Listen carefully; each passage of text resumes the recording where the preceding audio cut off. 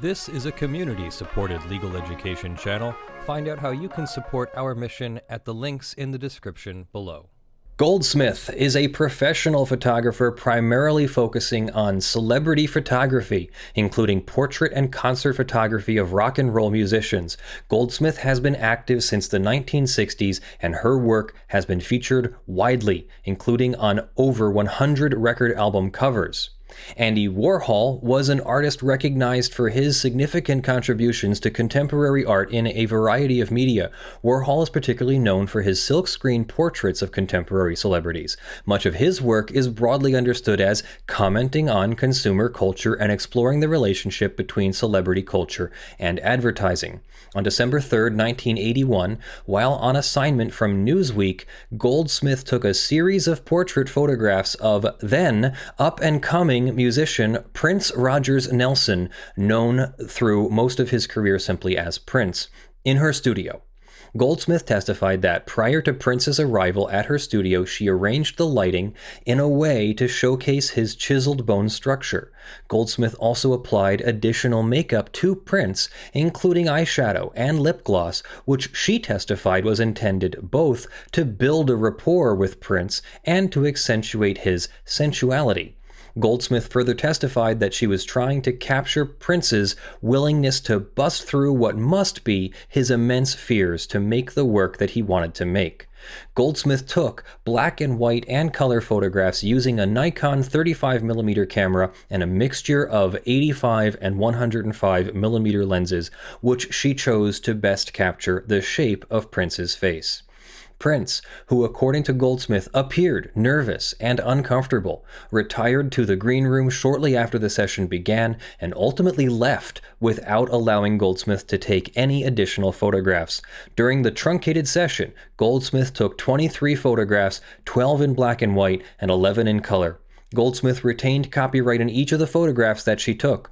Most relevant to this litigation is the following photograph, hereinafter referred to as the Goldsmith photograph. In 1984, Goldsmith licensed the Goldsmith photograph to Vanity Fair magazine for use as an artist reference. Essen Gachnar, who was photo editor at Vanity Fair in 1984, testified that the term artist reference meant that an artist would create a work of art based on the image reference. The license permitted Vanity Fair to publish an illustration based on the Goldsmith photograph in its November 1984 issue, once as a full page and once as a quarter page. The license further required that the illustration be accompanied by an attribution to Goldsmith. Vanity Fair, in turn, commissioned Warhol to create an image of Prince for its November 1984 issue. Warhol's illustration, together with an attribution to Goldsmith, was published, accompanying an article about Prince by Tristan Vox, and appeared as follows. In addition to the credit that ran alongside the image, a separate attribution to Goldsmith was included elsewhere in the issue, crediting her with the source photograph for the Warhol illustration. Vanity Fair did not advise Goldsmith that Warhol was the artist for whom her work would serve as a reference, and she did not see the article when it was initially published. Unbeknownst to Goldsmith and LGL, Warhol created 15 additional works based on the Goldsmith photograph, known collectively and together with the Vanity Fair image as the Prince series. Though it acknowledged that the depiction of Prince in the Prince series is similar to that in the Goldsmith photograph, the Foundation did not concede below that the Goldsmith photograph was the source image for the Prince series, arguing that somehow Warhol created it. In its brief before this court, the appeals court, however, the Foundation describes the Goldsmith photograph as the source image for the Prince series. The Prince series comprises 14 silkscreen prints, 12 on canvas, 2 on paper, and 2 pencil illustrations, and includes the following images. Although the specific means that Warhol used to create the images is unknown, and perhaps at this point unknowable, Neil Prince, the editor of the Andy Warhol Catalogue Raisonné, testified that it was Warhol's usual practice to reproduce a photograph as a high-contrast two-tone image on acetate that, after any alterations Warhol chose to make, would be used to create a silk screen. For the canvas prints, Warhol's general practice was to paint the background and local colors prior to the silkscreen transfer of the image. Paper prints, meanwhile, were generally created entirely by the silkscreen process without any painted embellishments. Finally, Warhol's typical practice for pencil sketches was to project an image onto paper and create a contoured pencil drawing around the projected image. At some point after Warhol's death, AWF, the foundation, acquired Title II and copyright in The Prince series. Between 1993 and 2004, AWF sold or otherwise transferred custody of 12 of the original Prince series works to third parties, and in 1998 transferred custody of the other 4 works to the Andy Warhol Museum. AWF retains copyright in the Prince series images and, through the Artist Rights Society, a third-party organization that serves as their agent, continues to license the images for editorial, commercial, and museum usage. On April 22, 2016, the day after Prince died, Condé Nast, Vanity Fair's parent company, contacted the foundation. Its initial intent in doing so was to determine whether AWF still had the 1984 image, which Condé Nast hoped to use in connection with a planned magazine commemorating Prince's life. After learning that AWF had additional images from the Prince series, Condé Nast ultimately obtained a commercial license to be exclusive for 3 months for a different Prince series image for the cover of the planned tribute magazine. Condé Nast published the tribute magazine in May 2016 with a Prince series image on the cover. Goldsmith was not given any credit or attribution for the image, which was instead attributed solely to AWF. It was at this point that Goldsmith first became aware of the Prince series. In late July 2016, Goldsmith contacted AWF to advise it of the perceived infringement of her copyright. That November, Goldsmith registered the Goldsmith photograph with the U.S. Copyright Office as an unpublished work. On April 7, 2017, AWF sued Goldsmith and LGL for a declaratory judgment of non-infringement or, in the alternative, fair use. Goldsmith countersued for copyright infringement under 17 U.S.C. 106 and 501. On July 1, 2019, the District Court granted summary judgment for AWF on its fair use claim. Upon evaluating the 4 statutory fair use factors set forth in 17 U.S.C. 107, the court concluded that 1. The Prince series was transformative because, while the Goldsmith photograph portrays Prince as not a comfortable person and a vulnerable human being, the Prince series portrays Prince as an iconic, larger-than-life figure. 2, although the Goldsmith photograph is both creative and unpublished, which would traditionally weigh in Goldsmith's favor, this was of limited importance because the Prince series works are transformative. 3, in creating the Prince series, Warhol removed nearly all of the Goldsmith photograph's protectable elements. And 4, the Prince series works are not market substitutes that have harmed or have the potential to harm Goldsmith. This appeal followed. And so this case is the Andy Warhol Foundation versus Lynn Goldsmith and Lynn Goldsmith Limited, that's LGL. And this is the Second Circuit Court of Appeals before Judges Jacobs, Lynch, and Sullivan. The Constitution empowers Congress to enact copyright laws to promote the progress of science and useful arts. That's Article 1, Section 8, Clause 8 of the United States Constitution. Under the 1976 Copyright Act, copyright protection extends both to the original creative work itself and to derivative works, which it defines as, in relevant part, a work based upon one or more pre-existing works, such as an art reproduction, abridgment, condensation, or any other form in which a work may be recast, transformed, or adapted. The doctrine of fair use has developed along with the law of copyright. As Justice Story explained, in truth, in literature, in science, and in art, there are and can be few, if any, things which in an abstract sense are strictly new and original throughout. Every book in literature, science, and art borrows and must necessarily borrow and use much which was well known and used before. The fair use doctrine seeks to strike a balance between an artist's intellectual property rights to the fruits of her own creative labor, including the right to license and develop, or refrain from licensing or developing, derivative works based on that fruit, and the ability of other authors, artists, and the rest of us to express them, or ourselves, by reference to the works of others. Though it developed as a creature of common law, the fair use defense was formally codified with the passage of the 1976 Copyright Act. The statute provides a non-exclusive list of 4 factors that courts are to consider when evaluating whether the use of a copyrighted work is fair. These factors are 1. The purpose and character of the use, including whether such use is of a commercial nature or is for non-profit educational purposes. 2. The nature of the copyrighted work. 3. The amount and substantiality of the portion used in relation to the copyrighted work as a whole. And 4. The effect of the use upon the potential market for or value of the copyrighted work. As the Supreme Court has held, fair use presents a holistic, context-sensitive inquiry, not to be simplified with bright-line rules. All 4 statutory factors are to be explored, and the results weighed together in light of the purposes of copyright. We consider each factor in turn. The purpose and the character of the use. This factor requires courts to consider the extent to which the secondary work is transformative, as well as whether it is commercial.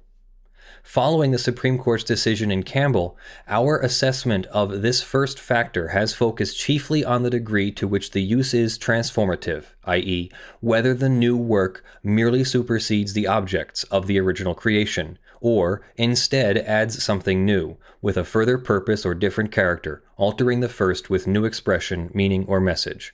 We evaluate whether a work is transformative by examining how it may be reasonably perceived. Paradigmatic examples of transformative uses are those Congress itself enumerated in the preamble to Section 107: criticism, comment, news reporting, teaching, scholarship, or research. And, as the Supreme Court recognized in Campbell, parody, which needs to mimic an original to make its point. These are routinely held transformative. These examples are easily understood. The book review excerpting a passage of a novel in order to comment upon it serves a manifestly different purpose from the novel itself. Although the most straightforward cases of fair use thus involve a secondary work that comments on the original in some fashion, in Cariou versus Prince, we rejected the proposition that a secondary work must comment on the original in order to qualify as fair use. In that case, we considered works of appropriation by artist Richard Prince that incorporated, among other materials, various black and white photographs of Rastafarians taken by Patrick Cariou. After concluding that the district court had imposed a requirement unsupported by the Copyright Act, we conducted our own examination of Prince's works and concluded that 25 of the 30 at issue were transformative of Cariou's photographs as a matter of law. In reaching this conclusion, we observed that Prince had incorporated Cariou's serene and deliberately composed portraits and landscape photographs into his own crude and jarring works that incorporated color, featured distorted human and other forms and settings, and measured between 10 and nearly 100 times the size of the photographs. Thus, we concluded that these works used Cariou's photographs as raw material, transformed in the creation of new information, new aesthetics, new insights and understanding, and were transformative within the meaning of the first factor. In adjudging the Prince series transformative, the district court relied chiefly on our decision in Cariou, which we have previously described as the high watermark of our court's recognition of transformative works, and, as we have previously observed, that decision has not been immune from criticism. While we remain bound by Cariou and have no occasion or desire to question its correctness on its own facts, our review of the decision below persuades us that some clarification is in order. As discussed below, both this court and the Supreme Court have emphasized that fair use is a context-sensitive inquiry that does not lend itself to simple bright-line rules. Notwithstanding, the district court appears to have read Cariou as having announced such a rule, to wit, that any secondary work is necessarily transformative as a matter of law if, looking at the work side by side, the secondary work has a different character, a new expression, and employs new aesthetics with distinct creative and communicative results. Although a literal construction of certain passages of Cariou may support that proposition, such a reading stretches the decision too far. Of course, the alteration of an original work with new expression, meaning, or message, whether by the use of new aesthetics, placing the work in a different context, or by any other means, is the sine qua non or necessity of transformativeness. It does not follow, however, that any secondary work that adds a new aesthetic or new expression to its source material is necessarily transformative. Consider the 5 works at issue in Caryu that we did not conclude were transformative as a matter of law. Though varying in degree both amongst themselves and as compared to the works that we did adjudge transformative, each undoubtedly imbued Caryu's work with a new aesthetic, as that phrase might be colloquially understood. Prince's Canal Zone from 2007 is a collage of 36 of Caryu's photographs, most of which Prince altered by, for example, painting over the faces and bodies of Caryu's subjects, in some instances altering them significantly. In Graduation, Prince added blue lozenges over the eyes and mouth of Caryu's subject and pasted an image of hands playing a blue guitar over his hands. Both of these works certainly imbued the originals from which they derive with a new aesthetic. Notwithstanding, we could not confidently make a determination about their transformative nature as a matter of law. Moreover, we have repeatedly observed there exists an entire class of secondary works that add new expression, meaning, or message to their source material, but are nonetheless specifically excluded from the scope of fair use. These are derivative works. As one of our sister circuits has observed, an overly liberal standard of transformativeness, such as that embraced by the district court in this case, risks crowding out statutory protections for derivative works. We addressed derivative works in Caryu, characterizing them as secondary works that merely present the same material but in a new form, without adding something new. While that description may be a useful shorthand, it is likewise susceptible to misapplication if interpreted too broadly. Indeed, many derivative works add something new to their source material. Consider, for example, a film adaptation of a novel. Such adaptations frequently add quite a bit to their source material. Characters are combined, eliminated, or created out of thin air. Plot elements are simplified or eliminated. New scenes are added. The moral or political implications of the original work may be eliminated or even reversed, or plot and character elements altered to create such implications where the original text eschewed such matters. And all of these editorial modifications are filtered through the creative contributions of the screenwriter, director, cast, camera crew, set designer, cinematographers, editors, sound engineers, and myriad other individuals integral to the creation of a film. It is for this reason that we have recognized that when a novel is converted to a film, the invention of the original author combines with the cinematographic, interpretive skills of the filmmaker to produce something that neither could have produced independently. Despite the extent to which the resulting movie may transform the aesthetic and message of the underlying literary work, film adaptations are identified as a paradigmatic example of derivative works. In evaluating the extent to which a work is transformative or derivative or neither, we typically consider the purpose of the primary and secondary works. In Bill Graham Archives versus Dorling Kindersley Limited, for example, we held that the reproduction in a book about the Grateful Dead of images of posters originally created to advertise Grateful Dead concerts was transformative because that use was plainly different from the original purpose for which they were created. Likewise, in HathiTrust, we held that the defendant's creation of a searchable digital corpus comprising scanned copies of tens of millions of books that enabled researchers, scholars, and others to pinpoint the exact page of any book in the catalog on which the searched term was used was a quintessentially transformative use. And in Google, we reached the same conclusion when faced with a larger digital corpus, complete with tools that enabled researchers to track how a specific word or phrase had been used throughout the development of the English language, despite the fact that, unlike the database in HathiTrust, Google's database also permitted the searcher to view a snippet from the original text showing the context in which the word or phrase had appeared. But purpose is perhaps a less useful metric where, as here, our task is to assess the transformative nature of works of visual art that, at least at a high level of generality, share the same overarching purpose, i.e. to serve as works of visual art. While this is not the first time we have had to conduct this inquiry, our cases on such works are considerably fewer in number, and a brief review of them yields conflicting guidance. In Blanche v. Koons, for example, we adjudged transformative a Jeff Koons painting that incorporated a copyrighted photograph drawn from a fashion magazine where Koons had testified that he intended to use Blanche's image as fodder for his commentary on the social and aesthetic consequences of mass media.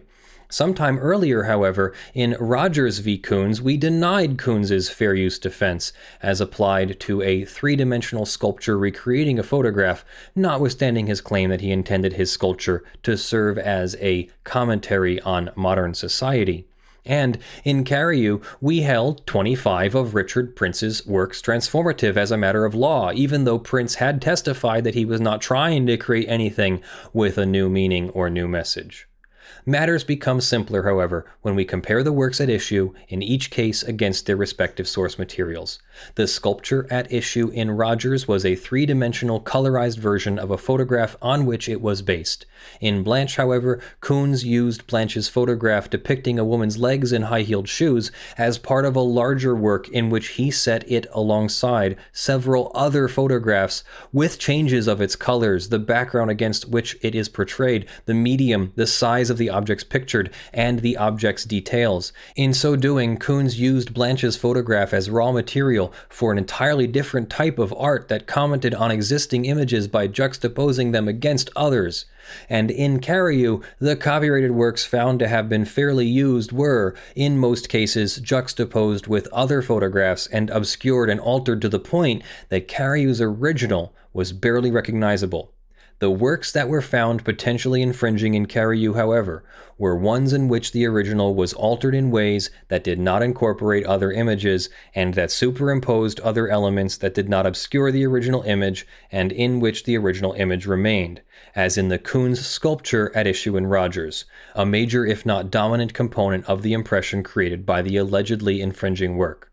A common thread running through these cases is that, where a secondary work does not obviously comment on or relate back to the original or use the original for a purpose other than that for which it was created, the bare assertion of a higher or different artistic use is insufficient to render a work transformative. Rather, the secondary work itself must reasonably be perceived as embodying an entirely distinct artistic purpose, one that conveys a new meaning or message entirely separate from its source material. While we cannot, nor do we attempt to, catalog all of the ways in which an artist may achieve that end, we note that the works that have done so thus far have themselves been distinct works of art that draw from numerous sources, rather than works that simply alter or recast a single work with a new aesthetic. Which brings us back to the Prince series. The district court held that the Prince series works are transformative because they can reasonably be perceived to have transformed Prince from a vulnerable, uncomfortable person to an iconic larger-than-life figure. That was error. Though it may well have been Goldsmith's subjective intent to portray Prince as a vulnerable human being, and Warhol's to strip Prince of that humanity and instead display him as a popular icon, whether a work is transformative cannot turn merely on the stated or perceived intent of the artist or the meaning or impression that a critic, or for that matter a judge, draws from the work. Were it otherwise, the law may well recognize any alteration as transformative. Rather, as we have discussed, the court must examine how the works may be reasonably perceived. The judge must examine whether the secondary work's use of its source material is in service of a fundamentally different and new artistic purpose and character, such that the secondary work stands apart from the raw material used to create it. The secondary work's transformative purpose and character must, at a bare minimum, comprise something more than the imposition of another artist's style on the primary work, such that the secondary work remains both recognizably deriving from and retaining the essential elements of its source material. With this clarification, viewing the works side by side, we conclude that the Prince series is not transformative within the meaning of the first factor. That is not to deny that the Warhol works display the distinct aesthetic sensibility that many would immediately associate with Warhol's signature style, the elements of which are absent from the Goldsmith photo. As in the case of such paradigmatically derivative works, there can be no meaningful dispute that the overarching purpose and function of the two works at issue here is identical, not merely in the broad sense that they are created as works of visual art, but also in the narrow but essential sense that they are portraits of the same person. Although this observation does not, per se, or automatically, preclude a conclusion that the Prince series makes fair use of the Goldsmith photograph, the District Court's conclusion rests significantly on the transformative character of Warhol's work, but the Prince series works can't bear that weight. Warhol created the series chiefly by removing certain elements from the Goldsmith photograph, such as depth and contrast, and embellishing the flattened images with loud, unnatural colors. Nonetheless, although we do not conclude that the Prince series works are necessarily derivative works as a matter of law, they are much closer to presenting the same work in a different form, that form being a high-contrast screen print, than they are to being works that make a transformative use of the original. Crucially, the Prince series retains the essential elements of the Goldsmith photograph without significantly adding to or altering those elements. Indeed, the differences between the Goldsmith photograph and the Prince series here are in many respects less substantial than those made to the 5 works that we could not find transformative as a matter of law in Cariou. In contrast, the Prince series retains the essential elements of its source material, and Warhol's modifications serve chiefly to magnify some elements of that material and minimize others. The Goldsmith photograph remains the recognizable foundation upon which the Prince series is built. The second factor directs the courts to consider the nature of the copyrighted work, including whether it is expressive or creative or more factual, with a greater leeway being allowed to a claim of fair use where the work is factual or informational, and 2, whether the work is published or unpublished, with the scope of fair use involving unpublished works being considerably narrower. Although courts are required to consider and weigh this factor, it has rarely played a significant role in the determination of a fair use dispute. The district court correctly held that the Goldsmith photograph is both unpublished and creative, but nonetheless concluded that the second factor should favor neither party because LGL had licensed the Goldsmith photograph to Vanity Fair and because the Prince series was highly transformative. That was error. That Goldsmith, through LGL, made the Goldsmith photograph available for a single use on limited terms does not change its status as an unpublished work, nor diminish the law's protection of her choice of when to make a work public and whether to withhold a work to shore up demand. Further, though we have previously held that this factor may be of limited usefulness where the creative work is being used for a transformative purpose, this relates only to the weight assigned to it, not whom it favors. Having recognized the Goldsmith photograph as both creative and unpublished, the district court should have found this factor to favor Goldsmith irrespective of whether it had judged the Prince series works transformative within the meaning of the first factor. And because we disagree that the Prince series works are transformative, we would accord this factor correspondingly greater weight. The third factor considers the amount and substantiality of the portion used in relation to the copyrighted work as a whole. In assessing this factor, we consider not only the quantity of the materials used, but also their quality and importance in relation to the original work. The ultimate question under this factor is whether the quantity and value of the materials used are reasonable in relation to the purpose of the copying. To that end, there is no bright line separating a permissible amount of borrowing from an impermissible one. Indeed, we have rejected the proposition that this factor necessarily favors the copyright holder, even where the secondary user has copied the primary work in toto, or I guess in total, in service of a legitimate secondary purpose. In this case, the Andy Warhol Foundation argues and the district court concluded that this factor weighs in its favor because, by cropping and flattening the Goldsmith photograph, thereby removing or minimizing its use of light, contrast, and shading, and other expressive qualities, Warhol removed nearly all of its copyrightable elements. We do not agree, says the appeals court. We begin with the uncontroversial proposition that copyright does not protect ideas, but only the original or unique way that an author expresses those ideas, concepts, principles, or processes. As applied to photographs, this protection encompasses the photographs posing the subjects, lighting, angle, selection of film and camera, evoking the desired expression, and almost any other variant involved. The cumulative manifestation of these artistic choices, and what the law ultimately protects, is the image produced in the interval between the shutter opening and closing, i.e., the photograph itself. This is, as we have previously observed, the photographer's particular expression of the idea underlying her photograph. It is thus easy to understand why AWF's contention misses the mark. The premise of its argument is that Goldsmith cannot copyright Prince's face. True enough. Were it otherwise, nobody else could have taken the man's picture without either seeking Goldsmith's permission or risking a suit for infringement. But while Goldsmith has no monopoly on Prince's face, the law grants her a broad monopoly on its images as it appears in her photographs of him, including the Goldsmith photograph. Whereas here, the secondary user has used the photograph itself rather than, for example, a similar photograph, the photograph-specific depiction of its subject cannot be neatly reduced to discrete qualities such as contrast, shading, and depth of field that can then be stripped away, taking the image's entitlement to copyright protection along with it. With that in mind, we readily conclude that the Prince series borrows significantly from the Goldsmith photograph, both quantitatively and qualitatively. While Warhol did indeed crop and flatten the Goldsmith photograph, the end product is not merely a screen print identifiably based on the photograph of Prince. Rather, it is a screen print readily identifiable as deriving from a specific photograph of Prince, the Goldsmith photograph. A comparison of the images in the Prince series makes plain that Warhol did not use the Goldsmith photograph simply as a reference or aide-memoire in order to accurately document the physical features of its subject. Instead, the Warhol images are instantly recognizable as depictions or images of the Goldsmith photograph itself. To confirm this, one need look no further than the other photographs of Prince that AWF submitted in support of its motion below to evidence its contention that Prince's pose was not unique to the Goldsmith photograph.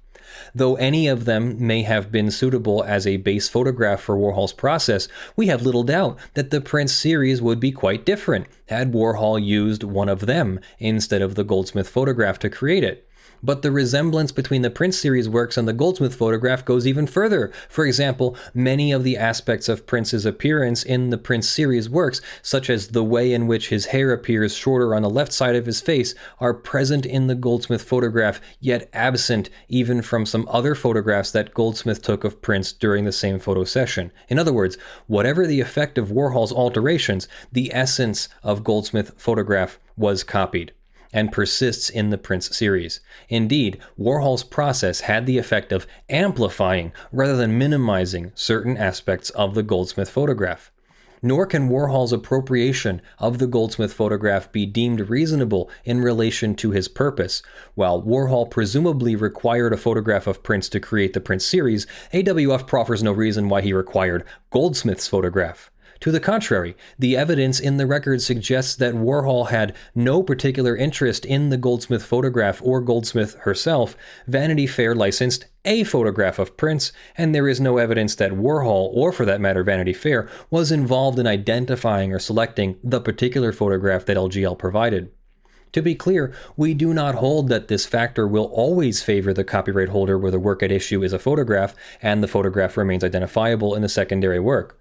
As discussed, Warhol's rendition of the Goldsmith photograph leaves quite a bit more detail, down to the glint in Prince's eyes where the umbrellas in Goldsmith's studio reflected off his pupils. The district court, reasoning that Warhol had taken only the unprotected elements of the Goldsmith photograph in service of a transformative purpose, held that this factor strongly favored the Andy Warhol Foundation. Because we disagree on both counts, we conclude that this factor strongly favors Goldsmith. The fourth factor asks whether, if the challenged use becomes widespread, it will adversely affect the potential market for the copyrighted work. Analysis of this factor requires us to balance the benefit the public will derive if the use is permitted and the personal gain the copyright owner will receive if the use is denied. In assessing market harm, we ask not whether the second work would damage the market for the first by, for example, devaluating it through parody or criticism, but whether it usurps the market for the first by offering a competing substitute. This analysis embraces both the primary market for the work and any derivative markets that exist or that its author might reasonably license others to develop, regardless of whether the particular author claiming infringement has elected to develop such markets. As we have previously observed, the first and fourth factors are closely linked, as the more the copying is done to achieve a purpose that differs from the purpose of the original, the less likely that the copy will serve as a satisfactory substitute for the original. We agree with the district court that the primary market for the Warhol print series, that is the market for the original works, and the Goldsmith photograph do not meaningfully overlap, and Goldsmith does not seriously challenge that determination on appeal. We cannot, however, endorse the district court's implicit rationale that the market for Warhol's works is the market for Warhol's, as doing so would permit this aspect of the fourth factor always to weigh in favor of the alleged infringer so long as he is sufficiently successful to have generated an active market for his own work. Notwithstanding, we see no reason to disturb the district court's overall conclusion that the two works occupy distinct markets, at least as far as direct sales are concerned. We are unpersuaded, however, by the district court's conclusion that the print series poses no threat to Goldsmith's licensing markets. While Goldsmith does not contend that she has sought to license the Goldsmith photograph itself, the question under this factor is not solely whether the secondary work harms an existing market for the specific work alleged to be infringed. Rather, we must also consider whether unrestricted and widespread conduct of the sort engaged in by AWF would result in a substantially adverse impact on the potential market for the Goldsmith photograph. The district court entirely overlooked the potential harm to Goldsmith's derivative market, which is likewise substantial. Most directly, AWF's licensing of the Prince series works to Condé Nast without crediting or paying Goldsmith deprived her of royalty payments to which she would have been otherwise entitled. Although we do not always consider lost royalties from the challenged use itself under the fourth factor, as any fair use necessarily involves the secondary user using the primary work without paying for the right to do so, we do consider them where the secondary use occurs within a traditional or reasonable market for the primary work. And here, that market is established both by Goldsmith's uncontroverted expert testimony that photographers generally license others to create stylized derivatives of their work in the vein of the Prince series, and by the genesis of the Prince series, a licensing agreement between LGL and Vanity Fair to use the Goldsmith photograph as an artist reference. Further, we must also consider the impact on this market if the sort of copying in which Warhol engaged were to become a widespread practice. That harm is also self-evident. There currently exists a market to license photographs of musicians, such as the Goldsmith photograph, to serve as the basis of a stylized derivative image. Permitting this use would effectively destroy that broader market, as if artists could use such images for free, there would be little or no reason to pay for them. See also the Dr. Seuss case. The unrestricted and widespread conduct of the sort Comic Mix is engaged in could result in anyone being able to produce their own similar derivative works based on "Oh, the places you'll go." This in turn risks disincentivizing artists from producing new work by decreasing its value, the precise evil against which copyright law is designed to guard. Thus, although the primary market for the Goldsmith photograph and the Prince series may differ, the Prince series works pose cognizable harm to Goldsmith's market to license the Goldsmith photograph to publications for editorial purposes and to other artists to create derivative works based on the Goldsmith photograph and similar works. Accordingly, the fourth factor favors Goldsmith. Having considered each of the four factors, we find that each favors Goldsmith. Further, although the factors are not exclusive, AWF has not identified any additional relevant considerations unique to this case that we should take into account. Accordingly, we hold that AWF's defense of fair use fails as a matter of law. For the foregoing reasons, we reverse the grant of AWF's motion for summary judgment, vacate the judgment entered below, dismissing Lynn Goldsmith and LGL's amended counterclaim, and remand this case for further proceedings consistent with this opinion. So, That means that the case is going back to the district court. The district court will hold further hearings or rewrite their determination based upon the wording here of the Second Circuit. And this is also a stage where many times the parties will, seeing the court's reasoning, they'll decide, well, do we really want to appeal this to the Supreme Court? Maybe they do. If they don't, a lot of times these things get settled before the court even makes some redetermination of the judgment at the lower level. Now, we also have a concurring opinion by Judge Sullivan, and you'll see what he has to say here. He wants to make a particular point that the majority opinion did not make. He says, I write separately only to highlight what I see as an over-reliance on transformative use in our fair use jurisprudence generally, and to suggest that a renewed focus on the fourth fair use factor, the effect of the use upon the potential market for or value of the copyrighted work, would bring greater coherence and predictability to this area of the law. In the wake of the Supreme Court's decision in Campbell v. Acuff Rose Music in 1994, the transformative nature of a secondary work has become the dominant focus in determining whether that work is protected by fair use. Courts and commentators have recognized this trend and have observed that it threatens to collapse the four statutory fair use factors into a single dispositive factor, transformativeness. This pattern is perhaps best illustrated by the district court's opinion below. Having concluded that the Prince series works were transformative, the district court found the second fair use factor was neutral, despite noting that the Goldsmith photograph was both creative and unpublished, which would ordinarily weigh in Goldsmith's favor, and found that the third fair use factor weighed heavily in AWF's favor because Warhol transformed Goldsmith's work into something new and different. But perhaps most notably, as the majority's opinion recognizes, the district court completely dismissed evidence of harm to Goldsmith's potential licensing and derivative markets after concluding that the Prince series was transformative. Placing dispositive weight on transformative use while reducing evidence of market harm to an afterthought is difficult to square with the Supreme Court's guidance that the fourth factor is undoubtedly the single most important element of fair use, from Harper and Row Publishers v. Nation Enterprises from 1985.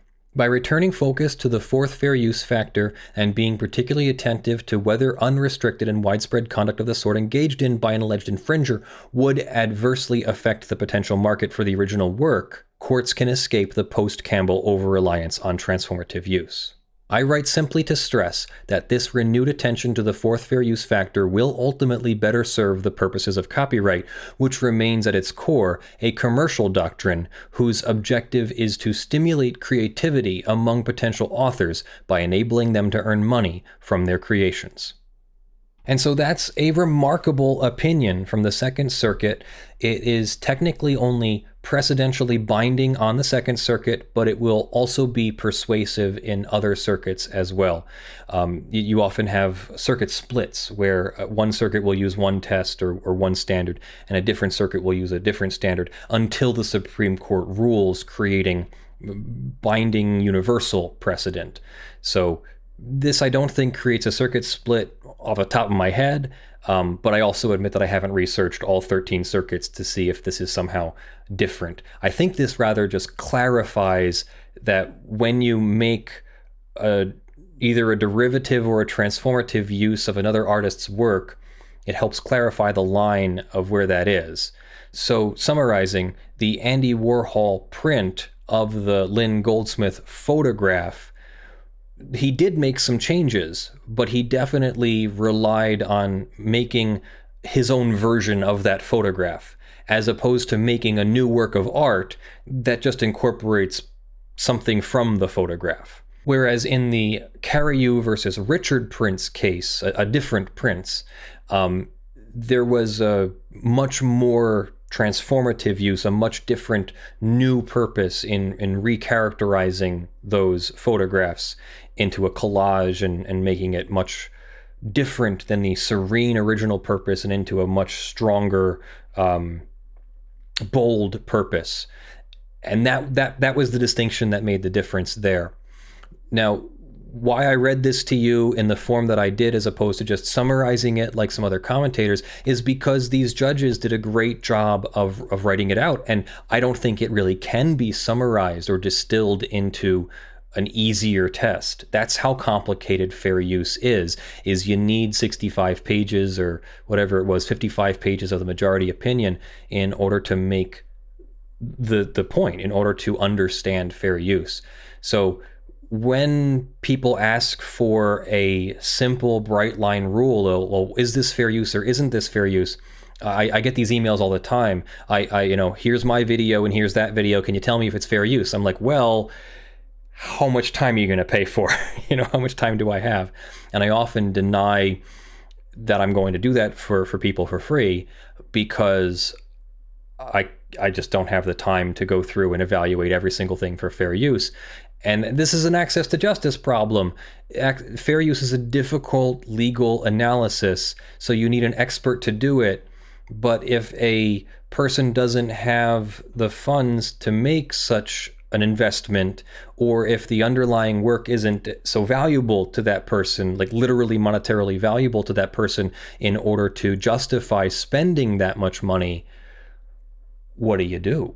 We need to have like a government subsidized or supporter subsidized fair use analyzing foundation. And okay, maybe that's possible, but at some point someone's going to say, why are we spending all this money on these free fair use analyses? Is this really benefiting anyone? So it's something to consider. Maybe we start the Lawful Masses Fair Use Evaluation Foundation or something, where we offer basic legal services evaluating fair uses for people on YouTube. Maybe we do something like a Judge Judy style court, where whenever there's a Thunderfoot v. Trevor Mallman or Trevor Mallman v. Thunderfoot situation, we invite the parties to a binding arbitration in a court-like scenario where we judge whether it's a fair use or not. Or maybe, I don't know, I think that in some cases it's so close that it should be a tie. The judge should be able to say, this one's a tie, and you guys have to work it out. So what do you think of the Andy Warhol Prince print? And do you agree that the way the judges described it here, do you agree with the Second Circuit that it is not a fair use because it is not transformative, because it uses the original and because it usurps the market? Plus it was unpublished and creative. We often don't see the second element, the second factor of fair use being incorporated into a fair use analysis like that. It doesn't really count for much usually. Or do you agree with the lower court that do you agree with the lower court that what Andy Warhol did does transform it to a new purpose because he was recharacterizing the original picture or photograph of Prince into something more iconic? Let me know what you think in the comments below. So that's our show. Thanks for joining me. I'm Leonard French, your favorite copyright attorney, and this is Lawful Masses, your favorite legal news and education program here on YouTube, also on Floatplane and on twitch.tv/lawfulmasses on Sunday mornings at 10 a.m. Eastern US time. We are a community-supported legal education channel. We thank you for your support on patreon.com/ljfrench, sponsors.com/law, through Floatplane membership and YouTube membership.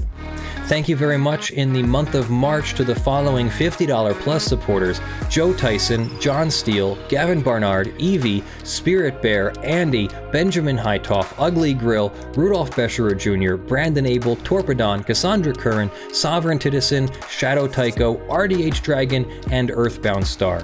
And thank you to the $5 plus supporters. Everyone will be scrolling on the screen in front of me. You're on the fake LED panel behind me, which we're using as a substitute for now until I make a new one. I love you all. I'll see you in the videos that drop. Have a great week. Bye.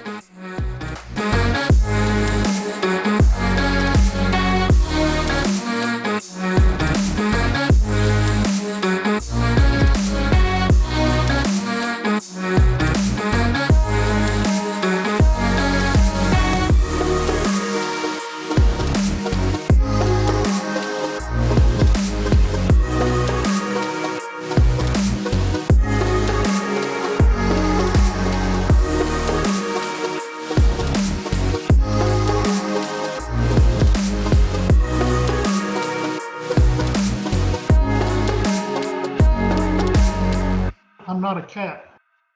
Fortunately, Mom is okay. Mom got fully vaccinated. The dogs are taking care of her. She's taking care of the dogs. And my best friend, John, back in the States, is taking care of Mom as well. So it's really, really nice to have him there for her and for me. I I know John doesn't watch my show, but John, I love you and thank you so much for all of your help.